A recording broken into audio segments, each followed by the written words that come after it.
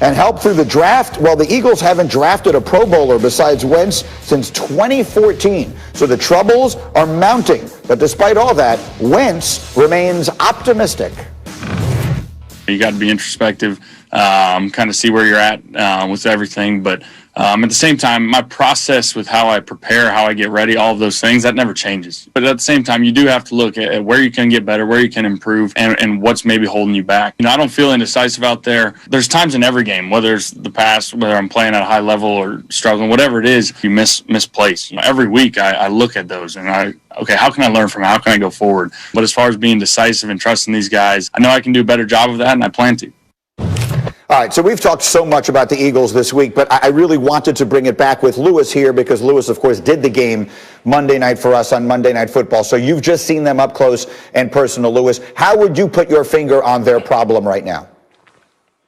Well, I think, if you start small and then move outward, look, if you start small and you start with Carson, look, it's the expected plays that he's not making that are the most disappointing. The clean pocket throws that he's not making. The plays where there's simple reads and he's just missing open wide receivers that are giving them chances for explosive plays. Those are the things that are most disappointing to me and were most disappointing on Monday night to watch happen. Now, there's a lot that really falls right on his lap as far as just the lack of execution. So he's going to have to go back and look at his process and look at how he is able to execute on game day and figure out what went wrong this year in particular. As far as everything else that is around him, look, there's been other teams that have dealt with offensive line injuries and offensive line, mishaps that have still been able to function at a relatively high level, at least high enough in order for them to win football games. The Eagles have not. They have just gotten bludgeoned, and Carson has bared the brunt of that. Offensive line has lost basically, 3/4 of it, or 3/5 of the starting unit that was projected before the season. On the perimeter, they haven't drafted anybody who is really an explosive number one type of receiver, number one type of weapon. The draft failings have been huge. The defense bore the brunt of the offensive failings on Monday night. You saw how well that they played, but they just weren't able to hold up over the course of 3.5 hours or however long the game took. They're going to have to go back and reevaluate this entire process in Philadelphia, starting with Carson, but really looking at what have they done in order to fail organizationally that has put them in this position. And so, Shefty, then I turn to you because we pointed out earlier, Carson Wentz isn't going anywhere. The contract suggests he's definitively going to be their starting quarterback next year. So if it doesn't get better in this last month, what should we expect the fallout to look like? Well, listen, whenever you have the type of season that the Eagles have had, somebody is going to pay the price for that, right? Again, this is a city that wants blood when its team doesn't perform. There has never been a division that is easier to win in the history of football than the NFC East this season. It might be that 6 wins wins that division. And if that division winner is not in Philadelphia, and even if it is in Philadelphia, the fans are not going to be happy. And look, we know the owner right now is not happy. So somebody's going to pay for that in the end. I don't know whether that's going to be, well, it's not going to be the quarterback, right? So you always look at the quarterback and the head coach first. The quarterback is safe with the money. You start to look at the head coach. Would he consider a move there? As crazy as that sounds, right? And then you look at the defensive coaching staff. So, again, I think there are a lot of places you look, but there's no way that the status quo is going to remain in Philadelphia after a season like this. All right, let's see what December winds up looking like for them. Meanwhile, Shefty, lace up the running shoes because we got to get to the next order of business. I hope people have been following this week. It began with a Chiefs fan who posted this. Your first follow has to race you with football pads on. Who wins?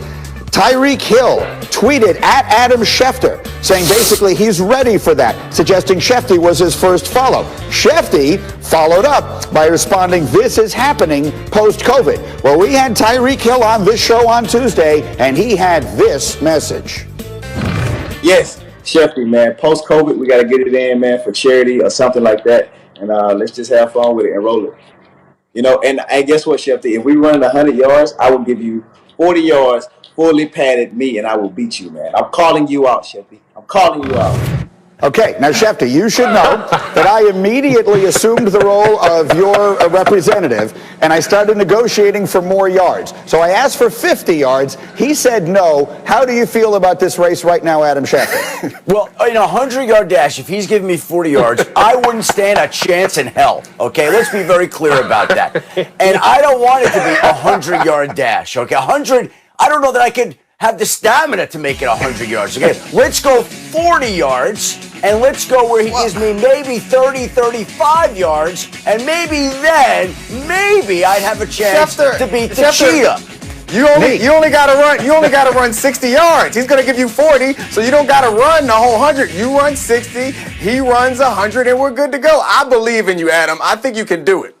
Nick, I appreciate the support. I checked with sources, and they said, do not allow this race for charity. And I want to emphasize, for charity. I checked with sources. Do not allow this race to go beyond 40 yards. Now, I do think that he should have to run backwards, and I should run forwards, and then maybe I would have some sort of chance to beat the cheetah. Short of that, I'm going to embarrass myself, which I'm good with doing as long as it's for a good cause. Well, as the fastest person on the screen right now, I'm going to be the cheetah's representative since Greeny wants to represent you, and we won't accept anything shorter than 80. We'll do 80, you run 40, we'll do 80, and I also think charity's great. I'm all for that. However, we got to put some stakes on this. If you lose, you need to copy the hairdo. I want some blonde tips if you lose. We need to put some stakes on this. You go with the cheetah hairdo, and the cheetah goes with the Schefter hairdo or something like that. We need some stakes. You guys can't just put it on charity. That's lazy. This is getting away so much here. Lewis, scout this out. Yes, what do you think? Yeah, Shefty, I think if you give him 40, he gonna walk you down at about 20 to go. He gonna walk you down. You better just go ahead and say, look, give me 50 yards, and I tell you what, and you roll into it. So you roll into it, and that 50, then you let him go. Don't start from a static start. Don't do that. I would just say this. If we do 100, I don't want to do 100, okay? Like, that's just too much on my Achilles and my back. I'm 53 years old. I'll be 54 later this month. Okay, let me just say this, though. But even if we go 40 yards, like, the image of him blowing right past me is going to be great video. Great video. That's all we need. I got to take a break. Hey, D-Wood, real quick. D-Wood, go. Let me tell you something. Yeah. Listen, Shefty, we're built different, man. You're built like you're more like a lineman, okay? We're only built for like 10 yards. Okay, you guys aren't helping. You aren't helping. Lou and Woody, you're not helping. Do you want it to happen or not? I'll just say this, and if the one thing I didn't expect to hear in 2020 was, Shefty, you're built like a lineman. Okay, we'll take a quick break. As we continue, is Mike McCarthy really the right fit in Dallas? Why Jerry Jones says this is all a case of deja vu. Plus, not one, but two blockbusters in the NBA. Anthony